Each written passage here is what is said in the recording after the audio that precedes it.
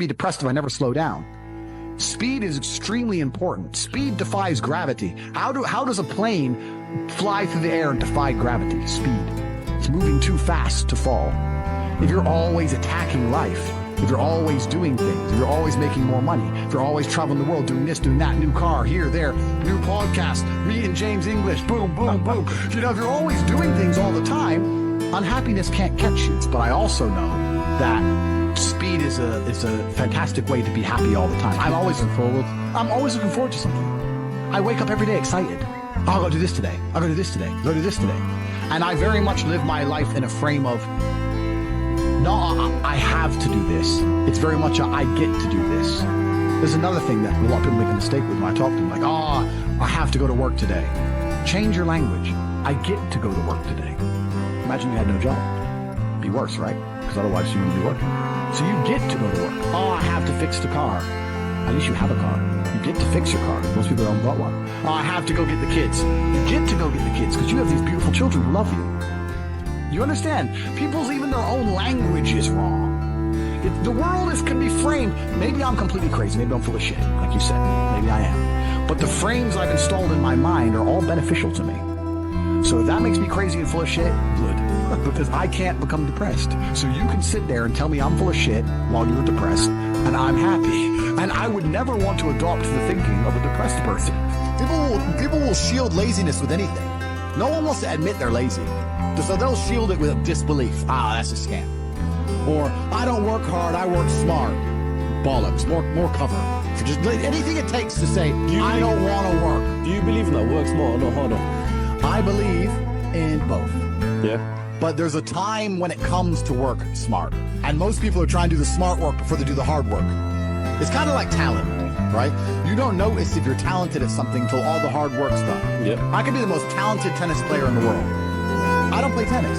So if I go down the tennis court, Joe Schmo's gonna smoke me. I don't get to see my talent until I've worked so hard that I'm in the top 1%, and now I'm beating them because I have some God-given gift. Yeah. You understand? Yeah. You have to do the hard work first. If there's no hard work, there's no smart work. So someone's gonna sit there and go, I work smart, I don't work hard, so I only have to work an hour a day. If working smart gets you a lot done in an hour a day, then you should work smart for 12 hours a day and get 12 times the work done. I am absolutely and utterly a believer in hard work. I'm a proponent of hard work. I have all this money and all I do is work. My entire life is work. This podcast is work. I'm getting in the car and going to another meeting, work. I want to go to the gym so I'm in good shape, work. It's all work. My entire life is work. And people don't want to look at life that way. They want to talk about work-life balance and being lazy and all this crap. I don't believe in any of that. I believe in if you want to win, you have to outcompete the man who's prepared to do nothing but work. It's player versus player. If you're going to sit there and go, I don't want to work more than an hour a day, well, the guy who does want to work more than an hour a day is going to beat you. And no matter how smart you are, there's always a smart dude who's doing the same smart work you are for more hours than you're doing it. That's just the nature of the game. The way that humans work and the way that we've evolved as a species is that we don't really learn lessons unless they're learned the hard way. Yeah. I believe that unless a lesson is taught the hard way, you're not going to learn it. You can have so many near misses and people won't learn their lesson. Bro, you must know a guy who goes out there, nearly crashes his car, doesn't slow his ass down till he wrecks it. Yeah. Like, this is how people are, right? So you need that pain for the lesson to sting enough to really genuinely go inside of your mind. And it's the same with everything. It's the same with driving a car or business. Truthfully, if you want to learn a lesson about business, you're going to have to suffer at some point, right? So we always say that most people are not successful with their first companies, X, Y, Z, blah, blah, blah. I get that. The truth is, there's a lot of people who make a lot of money with their first company, but they just spunk it, act an idiot, and it all blows up in their face. And that's how you get the discipline on your fourth company, that when you have $3 million in the bank, you just leave it there. You know, and don't be done with it. So you need to go through some pain. You need to experience some negative things. You need to have to a degree some trauma to really even learn any lessons. So yeah, business studies. You're right. The book that's not going to teach you anything about business. You need to get out there on the streets. You need to make mistakes. You need to suffer. You need to have the tax man knocking at your door. You're going to deal with all that stuff so that you make sure it doesn't happen again. I really think that humans are stupid enough to only learn the hard way. And life really doesn't have to be that complicated. When you see somebody that has something you want, you just got to try and work out how they got it. Yeah. And that's the missing part. Most people see people with things they want, and they don't do the second half. They don't try and work out how they got that thing. Oh, my man has a Ferrari. Okay. I wish I had a Ferrari. Okay. They don't sit there and go for an hour, how did he get a Ferrari? It doesn't cross that part is the part they don't want to do, right? They just go, oh, he has a Ferrari, wish I had a Ferrari, and they go back to TV. Yeah. And that's why they lose. It's player versus player out here, man. It's on the street. It's not easy. For every dollar you make, for every pound you take, you took it from someone else. You don't make money, you take money. People don't understand the way that money works. You're not the Federal Reserve. You can't create money from thin air. Every single pound in your bank is money you took from someone else. And when I say take, I don't mean it in a negative way. You might have convinced them to give it to you. You might have a coffee shop. I'll give you a nice coffee. You'll give me some money. Cool. But you still took his money, right? So if you're out here trying to take stuff from other people, don't you want to have a team? You want to do it by yourself? You want to be Rambo? Because if you get two of you doing it. You get two of you. That's right. So the whole idea of this lone soldier, this Rambo, I'll do it all by myself, that's all dead, bro. You need to have a team. It's player versus player. And for the same reason, if you were out here on the street and you want to defend yourself, you want your boys around you. It's the same thing with trying to get rich. Like you're laughing with your boys. Yeah. The brokey days are great. And I'm not complaining about being rich. Obviously, I worked hard for this, and it's a fantastic life I live now. But I think without those brokey days, without those original days to compare it to, without that juxtaposition, then I don't think being rich would be fun at all. I think it's only fun because you can compare it to the days when you weren't rich. That's the only thing that makes it fun. The only thing that makes a $10,000 steak fun is that you can laugh saying how you never had 10 grand in your bank till you were 27 years old. Yeah. Like otherwise it's boring. Otherwise okay, steak. And I think if you're born with too much money, that you'll never truly be happy. I think you need the brokey days. They're the best days. They're the best. Yeah. You meet somebody wealthy, their family at one point was not wealthy.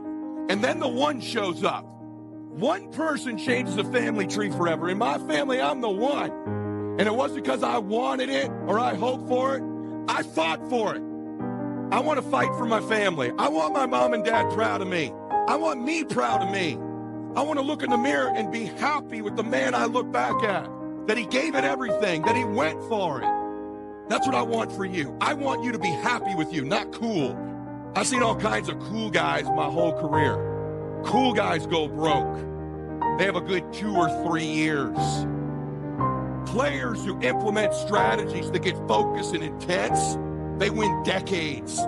You got to win year after year after year. I'm almost 50 years old, man. I've got a loaded calendar. I'm after it. I'm not casual. I want to win. You hear me? Wake up.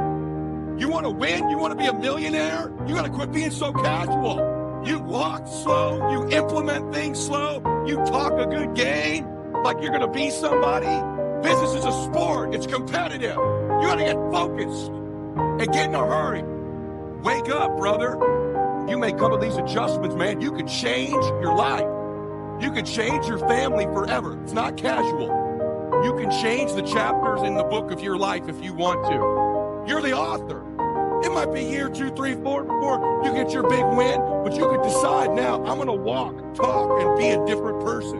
You're the lead character in the story of your life. But too many of you let what I call the extras of life dictate where you're going. Y'all hear me? Here's the truth. Most people's dreams can be bought.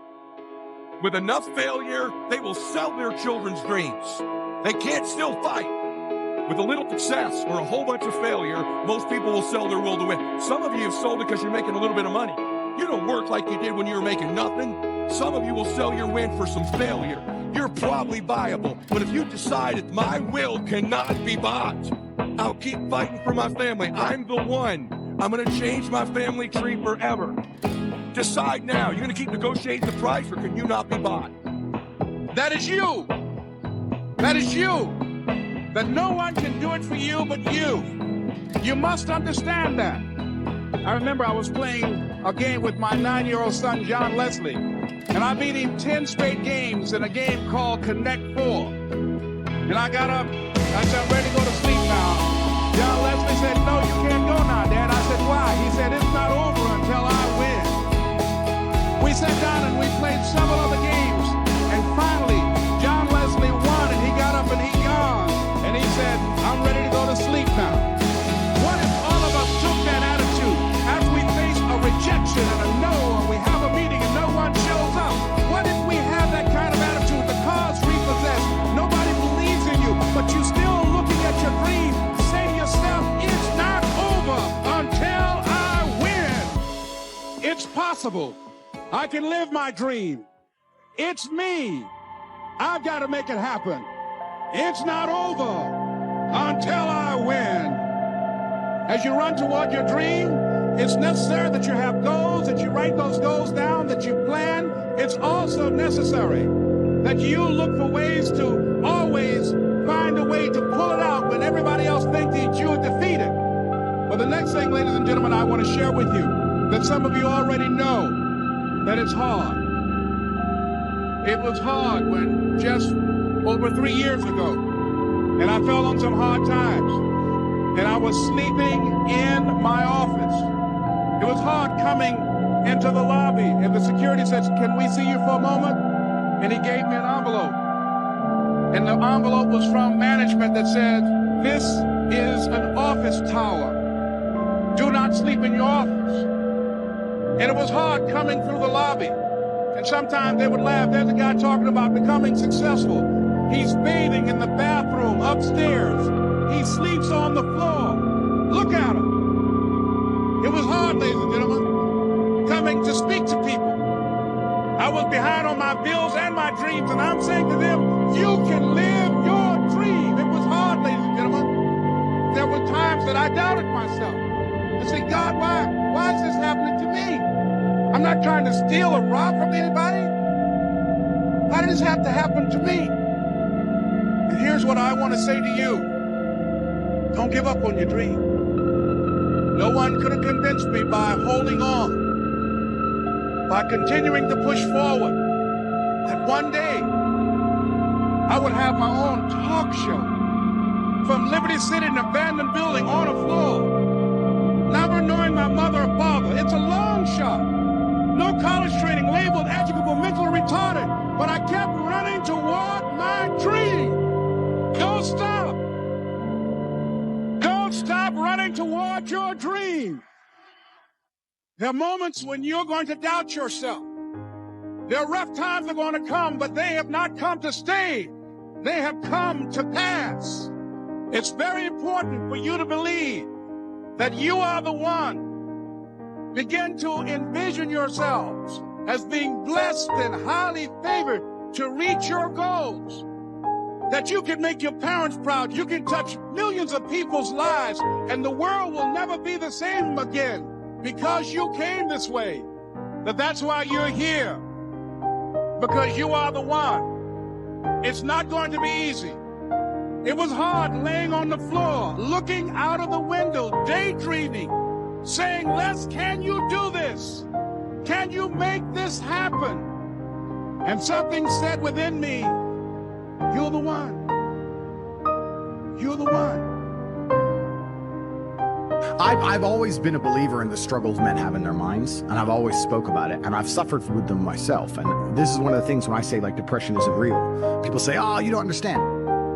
Let me counter that argument by saying, I understand very well. Me convincing myself and me deciding that depression isn't real is how I prevent myself from ever feeling depressed. And I've only constructed that mental model because I've been in situations in my life where I felt depressed. I'm not saying depression isn't real because I've never felt depressed. I'm saying depression isn't real because I've been very depressed. That people don't understand where my mindset comes from. I understand struggle and mental health and all these things. And yeah, jail